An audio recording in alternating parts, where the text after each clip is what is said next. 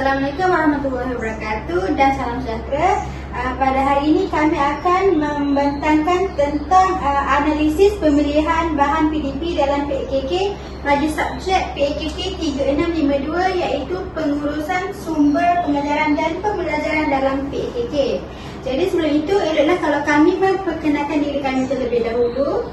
Saya Nur Akilah Alia binti Zulkifli dan saya Amna Ismi Ismail binti Ismi. Okey, pertama sekali kami telah memilih kurikulum permata untuk dianalisis bagi pengurusan sumber PDP ini.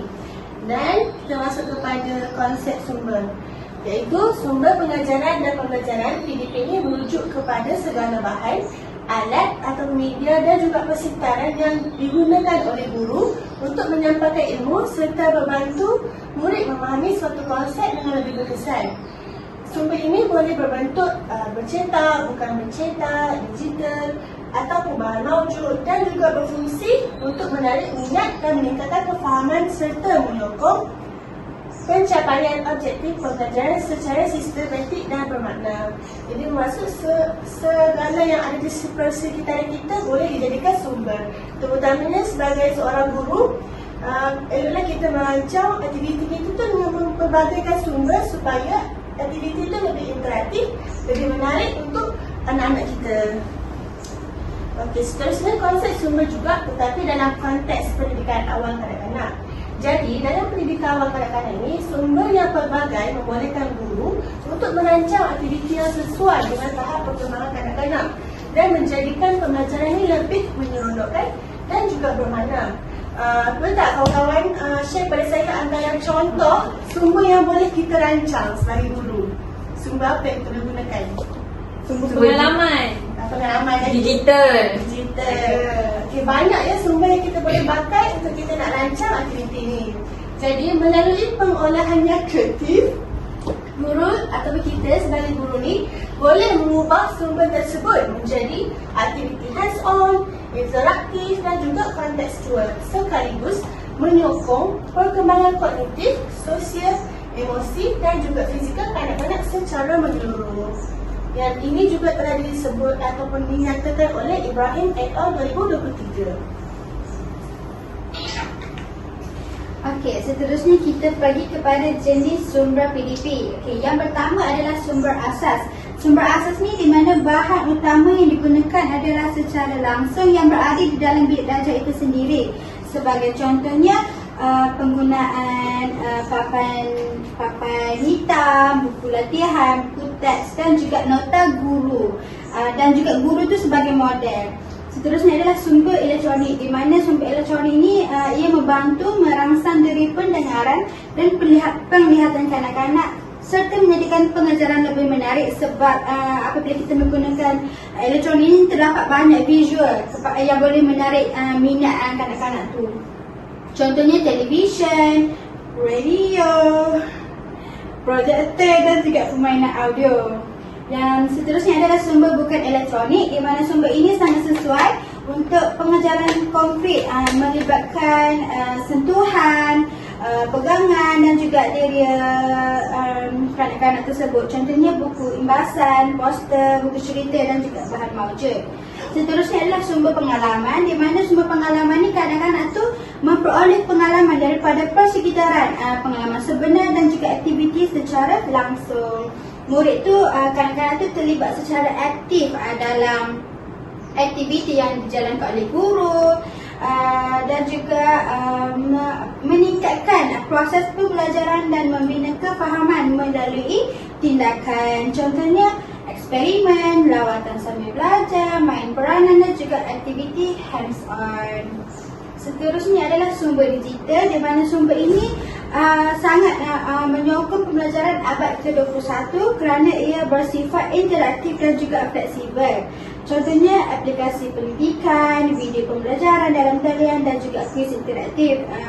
Lebih-lebih lagi pada zaman abad ke-21 ini penggunaan teknologi sangat ditekankan dalam PDP. Jadi kanak-kanak tu lebih terdedah kepada teknologi. Disebabkan itu sumber ini dapat memberi pengetahuan dan juga ilmu kepada kanak-kanak tu. Seterusnya kita masuk kepada teori-teori yang berkaitan. Kita ada dua dekat sini. Yang pertama, teori perkembangan kognitif iaitu James Piaget. Okey, dalam teori ini dia menekankan bahawa murid ni belajar mengikut tahap perkembangan kognitif. Seperti kita tahu, setiap kanak-kanak ni kognitif dia berbeza. Kanak-kanak pada 0 hingga 2 tahun beza, 2 hingga 3, 3 hingga 4 tahun pun tetap berbeza. Jadi, sumber PDP yang kita rancang perlulah disesuaikan dengan tahap umur dan kebolehan pemikiran mereka. Sepatutnya macam untuk kanak-kanak yang 4 tahun, aktiviti dia ikutlah kurikulum 4 tahun punya. Aktiviti untuk kanak-kanak 2 tahun, kita kena pakai sumber yang lebih besar, yang komplit supaya kanak-kanak 2 tahun ni dia faham apa yang kita nak mengajar tu. Dan yang kedua ialah teori konstruktivisme iaitu John Dewey. Okey, bagi teori ini dia menekankan pembelajaran melalui pengalaman dan penerokaan aktif. Justru sumber PDP perlu memberi peluang kepada kanak-kanak ni untuk membina pengetahuan sendiri. Jadi pelbagai sumber ataupun aktiviti yang kita boleh rancang untuk bagi kanak-kanak ni merasai sendiri pengalaman ataupun menerapkan sendiri. Contohnya kita boleh adakan eksperimen ataupun aktiviti yang berprojek. Jadi kanak-kanak ni dapat belajar melalui pelbagai sumber ataupun aktiviti. Okay, seterusnya kita masuk kepada topik yang seterusnya iaitu pemilihan bahan pembelajaran dan juga pengajaran PDP.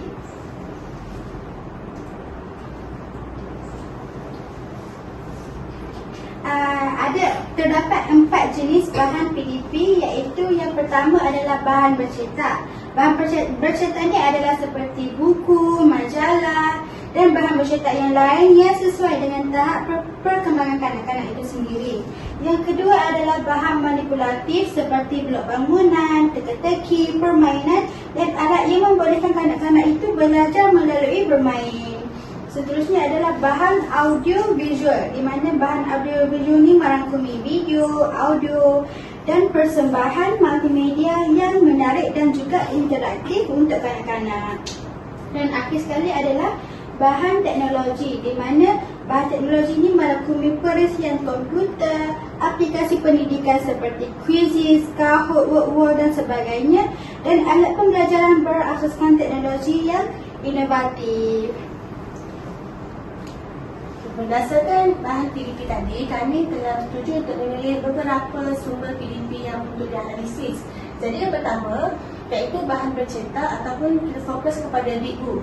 Okey, definisi dia ialah bahan bercetak ni ialah bahan pengajaran dan pembelajaran dalam bentuk fizikal yang dicetak serta mengandungi maklumat dalam bentuk grafik ataupun teks untuk tujuan penyampaian ilmu.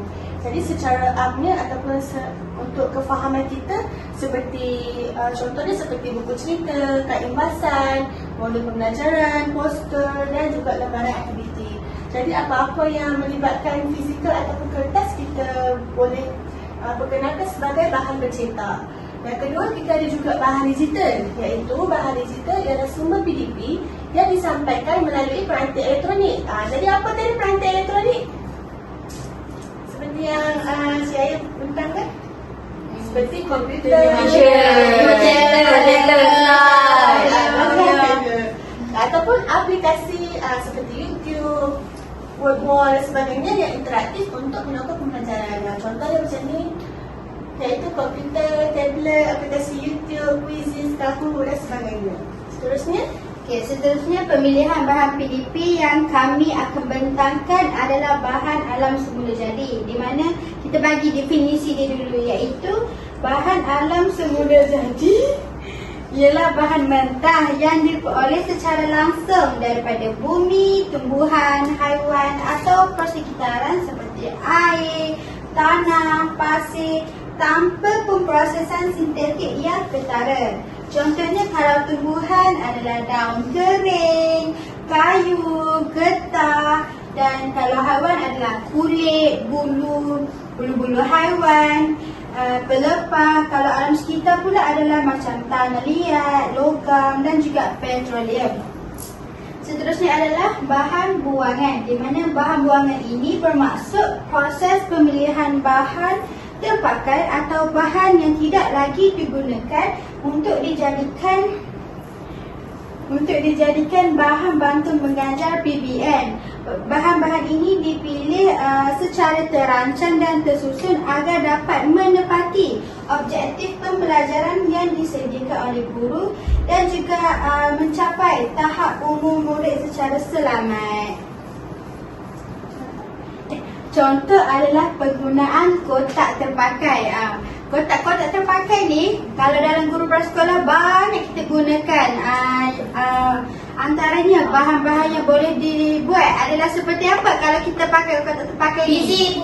Bizipu. Lagi? Kotak misteri dan sebagainya. Seterusnya adalah penggunaan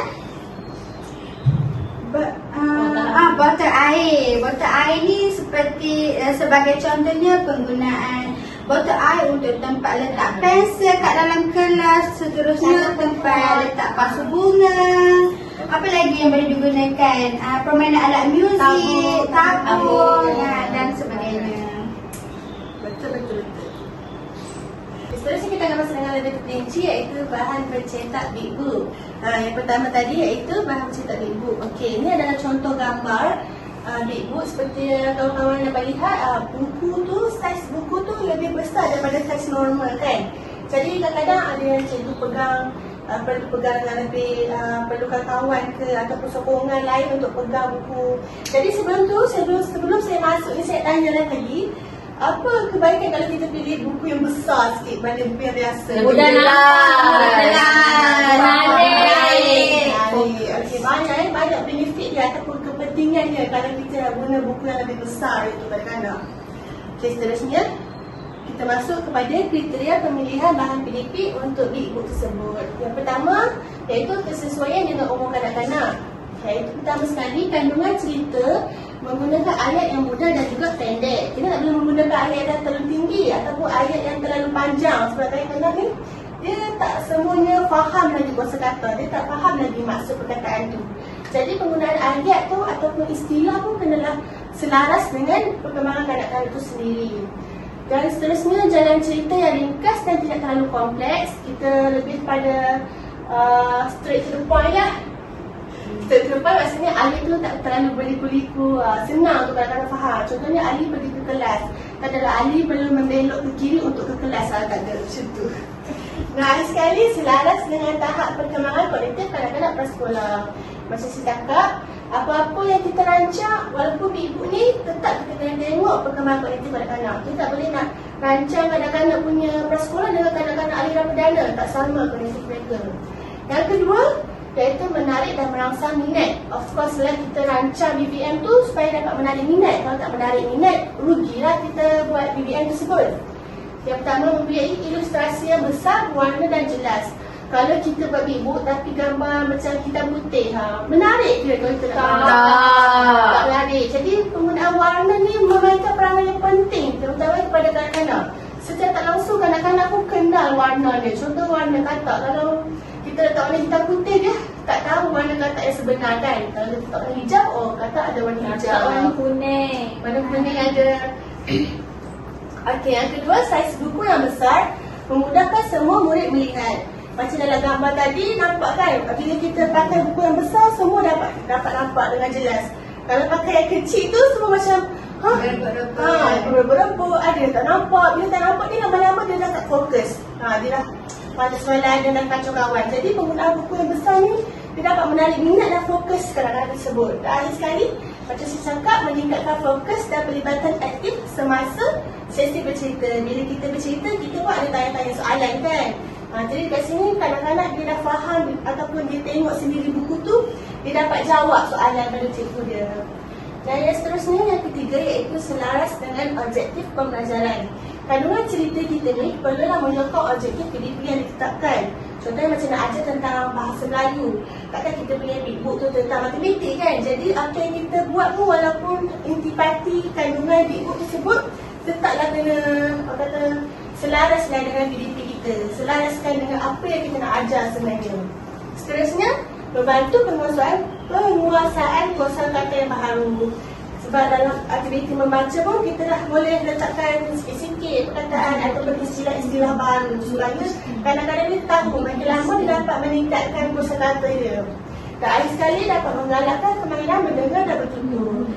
Macam kita tahulah, bila aktiviti bercerita memang akan menggunakan dia mendengar, dia bercakap kan. Jadi Dia bisa tak? Dia Tentu.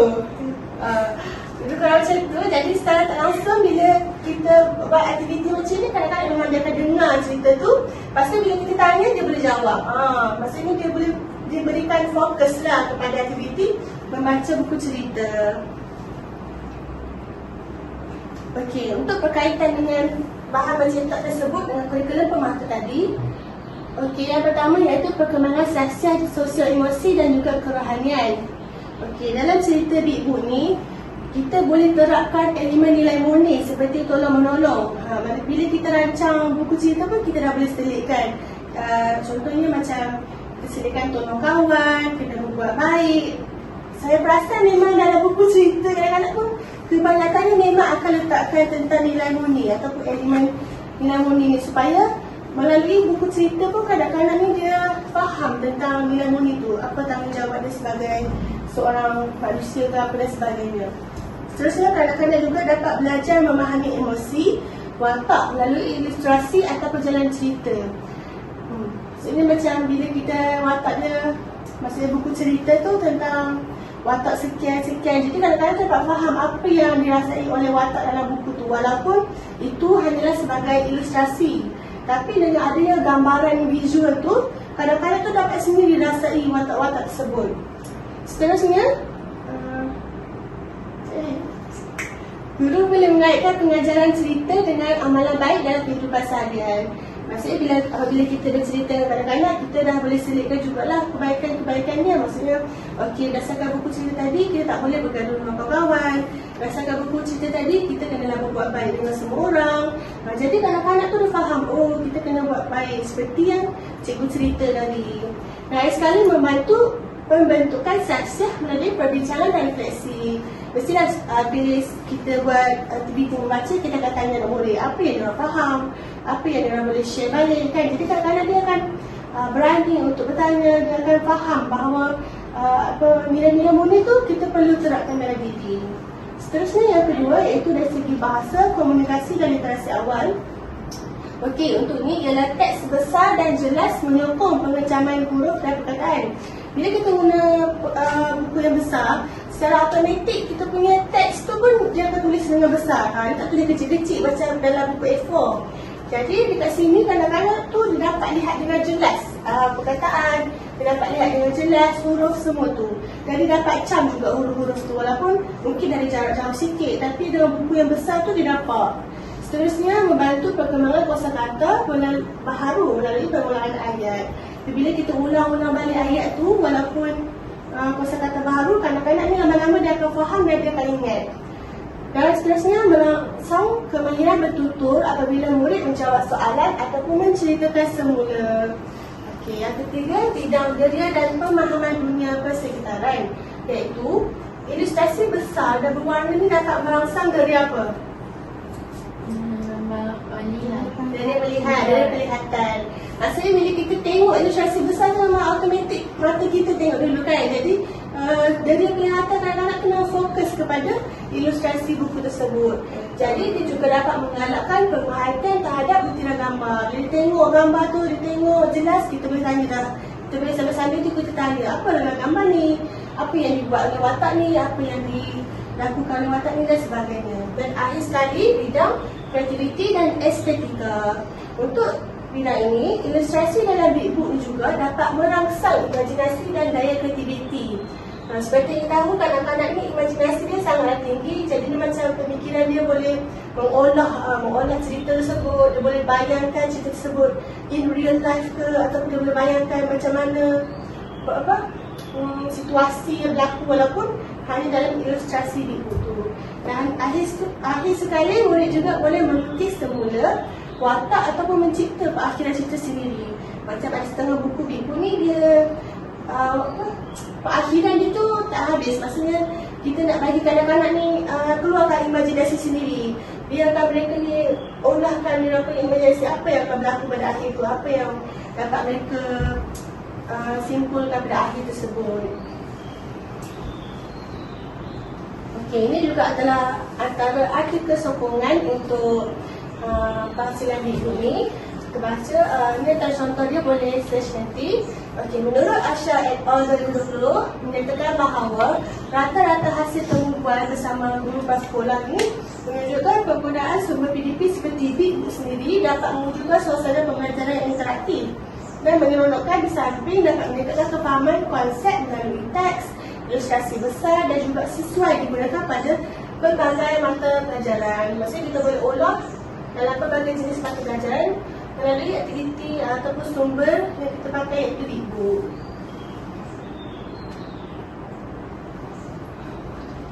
Okey, seterusnya bahan yang kedua iaitu bahan digital.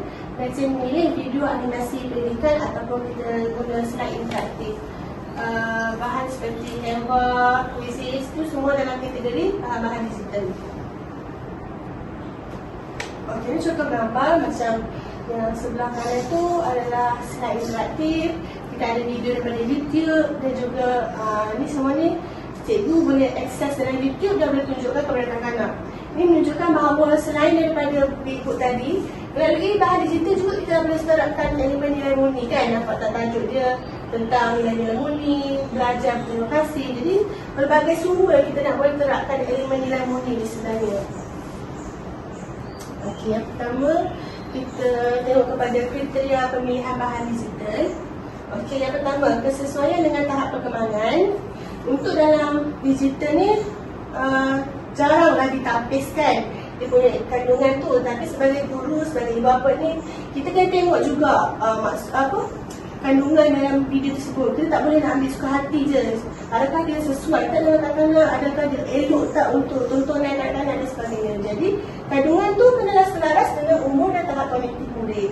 Kita pilih ataupun tajuk ke video untuk seindaksi ke kenalah kesesuaian anak-anak. Dan video pun mesti menarik kan, supaya anak-anak ni tertarik untuk nak tengok. Lepas tu dia boleh nak buat aktiviti seterusnya.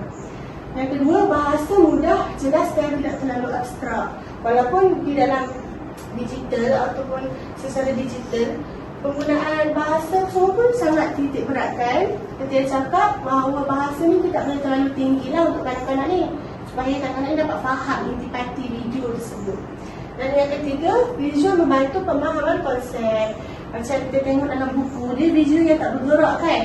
Dia macam statik. Tapi kalau video dia boleh bergerak. Jadi kadang-kadang tu dapat macam, melalui video ni lebih menarik sebenarnya. Tapi dengan bergantunglah kepada kita guru untuk memilih ataupun membuat sendiri video bahan digital yang sesuai. Yang kedua, interaktiviti dan pelibatan murid. Okey, yang pertama itu yang menggalakkan murid memberi respon. Jadi kita tengok video tu, kita boleh nak tanya balik soalan kat murid tu. Okey, berdasarkan video ni apa yang kamu nampak? Berdasarkan video ni apa yang paus ni buat? Berdasarkan video ni kenapa pergi jalan macam tu, contoh. Jadi kadang-kadang ni dia dapat bagi respon berdasarkan video yang dia tengok tersebut. Tak ada lagi macam berfikir kenapa dia tak dapat gambaran. Tapi bila kita tunjuk video ni, video pendidikan dan sebagainya, kadang-kadang dia dapat lihat dengan jelas dan boleh jawabkan soalan cikgu. Yang kedua, dapat menyokong pembelajaran aktif, bukan sekadar tontonan pasif. Maksudnya tak tengok saja. Kita boleh pakai video ni dalam selebrasi, boleh pakai dalam langkah-langkah, boleh buat dalam aktiviti kuis kan. Jadi sebagainya kadang-kadang ni boleh faham video tersebut dan dia boleh juga jadikan terlibat aktif lah dalam aktiviti. Dan akhir sekali memberi ruang kepada komunikasi buala. Walaupun dalam video kita boleh bertanya balik kepada murid tentang apa yang ada dalam video tersebut. Okey, yang ketiga. Yang ketiga iaitu selaras dengan objektif pembelajaran, bahawa isi video yang menjadi pengenalan kepada tajuk yang akan terjadi.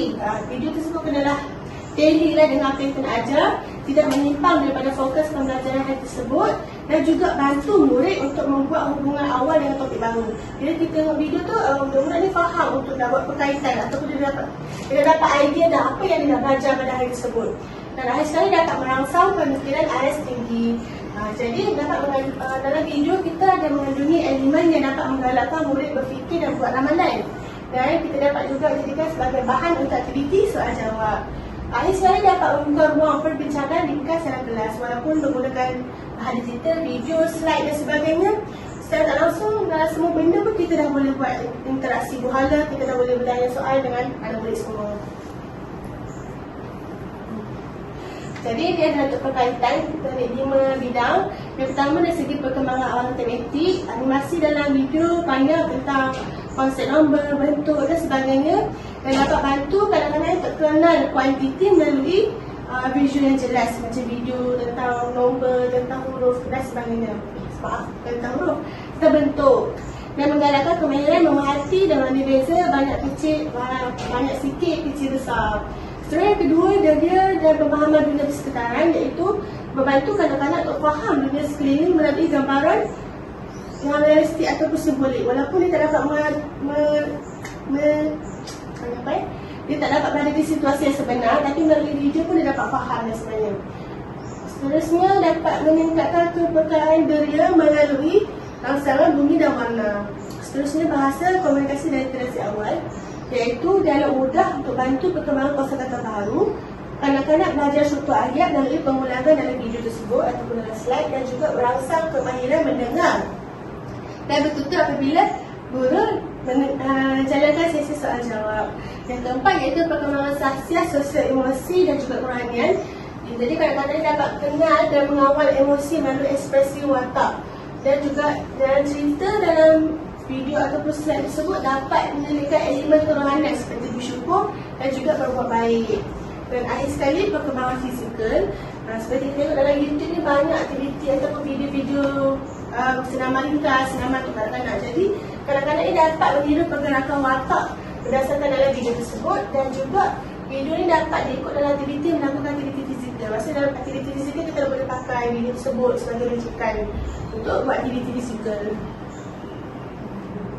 Okey, ni artikel sokongan. Okey, menurut Ismail et al. Menjelaskan bahawa penggunaan teknologi mudah alih ini mainkan peran yang penting dalam menyokong kehidupan seharian, terutama dalam konteks pendidikan, kerana ia diletak untuk menjadi mesra pengguna dan mudah difahami oleh kanak-kanak. Dengan ciri-ciri ini, teknologi juga dapat membolehkan semua murid terlibat secara aktif dalam proses PDP, merangsang minat, motivasi serta memperkukuhkan kefahaman mereka terhadap konsep yang telah diajar.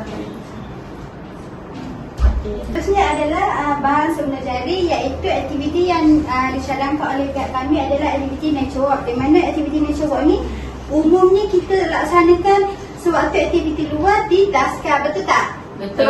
Sewaktu kita praktikum tu kita ada menjalankan aktiviti nature walk, di mana aktiviti tersebut melibatkan kanak-kanak yang berjalan di sekitar Taska, sama ada di pohon ataupun di taman permainan, untuk merangsang pengalaman sebenar kanak-kanak tersebut. Sebagai contoh, sebagai contoh, kalau tengok daripada gambar ni, kanak-kanak itu dapat memetik daun, ada yang petik kayu, dan juga ada yang duduk dekat sini dia macam melihat persekitaran itu, dapat memperoleh kanak-kanak itu dapat memperoleh pengalaman secara langsung. Okey, tujuan pemilihan bahan bagi nature ni adalah yang pertama untuk aktiviti sosial emosi, di mana aktiviti ini dapat membolehkan kanak-kanak itu meneroka alam semula jadi secara langsung dan praktikal, supaya kanak-kanak tu dia dapat meningkatkan lagi tahap perkembangan sosial emosi dalam diri kanak-kanak tu. Yang kedua adalah menggalakkan kesedaran terhadap persekitaran dan nilai murni. Sebenarnya apabila kita melakukan aktiviti nature walk, banyak nilai murni yang diperoleh, seperti sebagai contoh penghargaan dan cinta kepada alam sekitar, di mana bolehkah kalau kita petik daun-daun yang berada di persekitaran? Tak boleh. Kan? Jadi melalui aktiviti itu dapat mengajar kanak-kanak tersebut tentang kesedaran dan kecintaan terhadap alam sekitar. Yang kedua adalah aktiviti kognitif, di mana ia dapat mengembangkan kemahiran berfikir secara kritis, pengelasan, komunikasi dan juga kerjasama. Sebagai contoh daripada aktiviti nature walk tu, kanak-kanak tu pergi dekat pokok tu. Cikgu, ni pokok apa? Cikgu, kenapa daun pokok ni bentuk bulat, daun pokok ni bentuk bujur, sebagai contoh. Cikgu, kenapa pokok ni berbuah pokok ni tak berbuah. Jadi daripada itu kita dapat meningkatkan lagi kemahiran berfikir kanak-kanak tu. Kanak-kanak tu dapat berfikir mengapa dan bagaimana benda-benda yang berlaku di persekitaran mereka tu berlaku. Dan juga meningkatkan komunikasi dan juga kerjasama. Sebagai contoh kan, kalau dalam aktiviti network biasanya kita akan buat secara berkumpulan. Jadi sebagai contohnya, guru tu dia mengarahkan kanak-kanak tu tersebut. Okey, cikgu bahagikan kamu dalam kumpulan. Boleh tak bantu cikgu cari contoh batu ke, cari daun-daun yang kering ke. So kanak-kanak tu dapat berkomunikasi dan bekerjasama untuk mencari apa yang diarahkan oleh guru. Okey, kriteria pemilihan bahan untuk alam semula jadi adalah sesuai dengan fungsi pembelajaran, di mana bahan semula jadi perlu dipilih mengikut tujuan dan objektif aktiviti di pusat pembelajaran. Pemilihan yang tepat memerlukan kanak-kanak itu meneroka konsep melalui pengalaman langsung dan menyokong pencapaian kemahiran yang ditetapkan. Bahan ini juga menjadikan pembelajaran lebih bermakna, menyeronokkan dan juga praktikal. Kalau kita pilih tempat, contohnya kita bawa kanak-kanak tu ke hutan ataupun ke tempat-tempat yang macam berbahaya, boleh ke kanak-kanak tu meneroka secara langsung? Tak boleh. Tak boleh sebab tempat tu bahaya. Jadi kanak-kanak tu dia macam ada satu perasaan takut untuk meneroka. Jadi disebabkan itu kita perlulah memilih fungsi menyelaraskan fungsi pembelajaran yang sesuai dengan tahap perkembangan kanak-kanak tersebut. Okey, seterusnya adalah keselamatan, di mana keselamatan ni adalah keutamaan dalam pemilihan bahan. Tak kisahlah bahan alam semula jadi ke, bahan buatan ke, bahan buangan ke, keselamatan ni perlu diterapkan. Jadi bahan-bahan perlu bersih, selamat, tidak tajam atau beracun, serta mudah dikendalikan oleh kanak-kanak. Sebagai contoh dalam aktiviti network ni, kita bagi dia kanta pembesar. Kanta pembesar tu perlulah dalam keadaan yang elok. Tidak bolehlah kanta tu macam rosak ke, pecah ke, supaya ia selamat digunakan oleh kanak-kanak.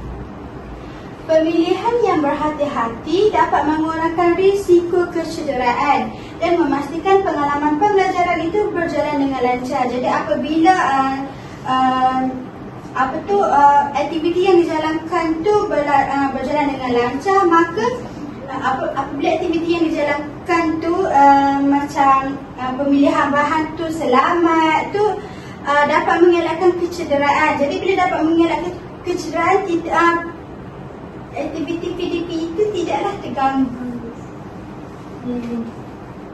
Seterusnya adalah sesuai dengan konsep pendidikan abad ke-21, di mana seperti yang kita tahu, pendidikan abad ke-21 dia menekankan pengalaman, penerokaan secara langsung melalui aktiviti-aktiviti yang dijalankan di taska, seperti contoh aktiviti berasaskan inquiry, projek melalui bermain. Jadi bahan alam semula jadi ini merangsang kreativiti, pemikiran kritis, kolaborasi dan penyelesaian masalah sejajar dengan kurikulum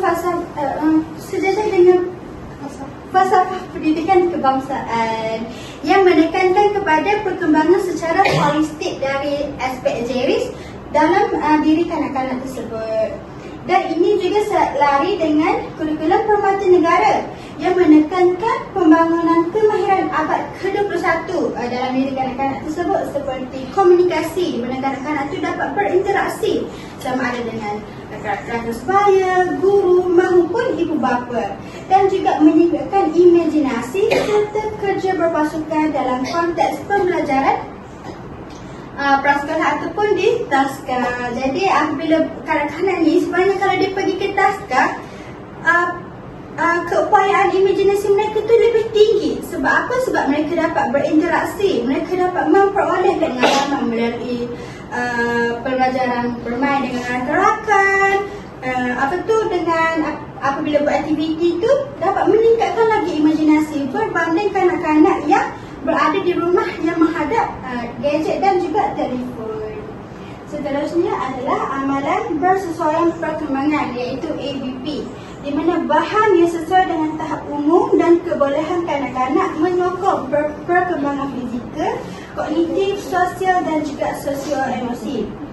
Sebagai contoh, aktiviti bermain pasir yang diadakan di Taska. Apabila aktiviti bermain pasir itu diadakan, apa yang dapat ditingkatkan dalam diri kanak-kanak tu? Pengalaman apa? Pengalaman sensori yang dapat meningkatkan keupayaan sensori kanak-kanak tu. Kan sekarang apabila berada dekat zaman abad 21 ni, apabila kanak-kanak tu macam selalu menghadap gadget, maka sensori mereka tu tidak dapat diperkembangkan. Jadi apabila dengan adanya aktiviti yang melibatkan alam semula mencari seperti pasir, tanah liat dan sebagainya, itu dapat meningkatkan lagi tahap sensori kanak-kanak tersebut. Dan juga KPN, iaitu Kurikulum Permata Negara, menekankan pendekatan yang menyesuaikan aktiviti mengikut keperluan individu. Jadi pemilihan bahan ini selaras dengan prinsip tersebut. Ini adalah artikel sokongan yang menyokong penggunaan ataupun pengaplikasian bahan alam semula jadi dalam diri kanak-kanak. Ya, boleh tengok tajuk dekat sini dan juga artikel ni. Saya ringkaskan. Artikel ni menerangkan bahawa Nur Azizah et al. 2016 menyatakan bahawa pendekatan projek berasaskan inquiry. Inquiry ni pertanyaan, persoalan yang dapat meningkatkan minat, rasa ingin tahu dan kemahiran berfikir kanak-kanak melalui penerokaan persekitaran, iaitu aktiviti nature walk yang dijalankan. Dalam aktiviti nature walk, penggunaan bahan alam semula jadi seperti daun, batu dan juga ranting membantu kanak-kanak memahami konsep sains secara konkret serta mengintegrasikan pembelajaran bahasa dan matematik secara bermakna. Seterusnya adalah bahan buangan, iaitu pasu bunga. Bahan buangan ni adalah bahan yang dihasilkan melalui barang terpakai seperti kotak, kotak air. Jadi kat sini saya tekankan pasu bunga, iaitu bahan yang diperbuat daripada botol air yang terpakai. Tujuan pemilihan bahan adalah untuk meningkatkan kreativiti dan estetika, di mana membolehkan kanak-kanak meneroka kreativiti dan imajinasi melalui bahan buangan. Sebagai contoh, kalau kita kata kotak, macam-macam kita boleh buat dengan kotak. Boleh buat rumah, boleh buat kotak misteri. Kalau botol air boleh buat apa? Boleh buat kotak pensel, kotak pensel dan dan sebagainya. Dan seterusnya adalah aktiviti sosial emosi, di mana dapat mengukur kerjasama, perkongsian dan komunikasi antara kanak-kanak yang bekerja dalam kumpulan tanpa perselisihan dan kebimbangan. Jadi apabila mereka menghasilkan bahan buangan tersebut, contoh peminjaman barang, jadi tak adalah nak berebut, ni aku tak nak bagi kau pinjam semua, kita menggalakkan kerjasama dan juga perkongsian. Ini adalah kriteria pemilihan bahan buangan, iaitu yang pertama merangsang kreativiti dan imajinasi. Jadi melalui aktiviti menghasilkan pasu bunga itu membolehkan kanak-kanak meneroka kreativiti, membina model atau menyusun bahan sambil memahami konsep kita semula dan pengurangan sisa. Jadi sambil-sambil kanak-kanak tu menghasilkan pasu bunga, kita terapkanlah dalam diri kanak-kanak tu. Mengapa kita perlu mengamalkan konsep kita semula untuk mengurangkan sisa pembuangan sampah, untuk mengelakkan pembasiran dan sebagainya. Contoh bahan yang digunakan adalah kotak pakai, botol plastik, penutup botol seperti dikatakan dan sebagainya. Kaitan dengan KPN adalah menyokong pembelajaran berasaskan pengalaman dan pembangunan kreativiti serta kemahiran praktikal. Dan seterusnya adalah menyokong objektif pembelajaran, di mana bahan yang dipilih ini perlu jelas, menunjukkan konsep guna dan kita semula. Dalam PDP tu, kenapa kita buat aktiviti pasu bunga ni? Untuk menerapkan amalan kita semula dalam diri kanak-kanak tersebut. Jadi kaitan dengan kurikulum Permata Negara ni adalah yang pertama saya ambil perkembangan sosial, sosial emosi dan kerohanian, di mana dekat sini ni kanak-kanak tu dapat belajar nilai tanggungjawab, nilai disiplin dan nilai menghargai sumber-sumber alam yang terdapat di persekitaran dan dalam menjaga kebersihan. Jadi mereka dapat memahami bahawa menjaga alam sekitar adalah satu amalan dan perlu menunjukkan sikap prihatin terhadap ciptaan Tuhan. Okey, ini artikel sokongan. Yang ni saya ambil daripada berita, iaitu berita ni dia cakap 56 kanak-kanak prasekolah cipta permainan karnival dari barangan kita semula. Jadi dekat sini kita dapat lihat bahawa dari sejak usia awal lagi kita perlu terapkan konsep amalan kita semula tu. Bukan sahaja untuk menerapkan macam amalan amalan dilarang membazir apa semua, tapi meningkatkan juga kemahiran kreativiti dan secara tidak langsung dapat meningkatkan lagi pembangunan diri dan karakter kanak-kanak tersebut. Jadi saya ringkaskan, guru kanan bagi prasekolah ni menyatakan bahawa peringkat awal kanak-kanak merupakan waktu terbaik untuk memupuk nilai murni dan memperkenalkan ilmu baharu kerana mereka mudah menunjukkan minat serta lebih senang menghayatinya. Bayangkan kalau kita besar, kita tidak diterapkan lagi dengan amalan seperti nilai murni tersebut. Agak-agak kalau kita besar, kita dapat ke nak terapkan lagi amalan nilai murni tersebut? Tidak kan? Jadi disebabkan itu ada peribahasa melentur bulu biarlah dari rebungnya.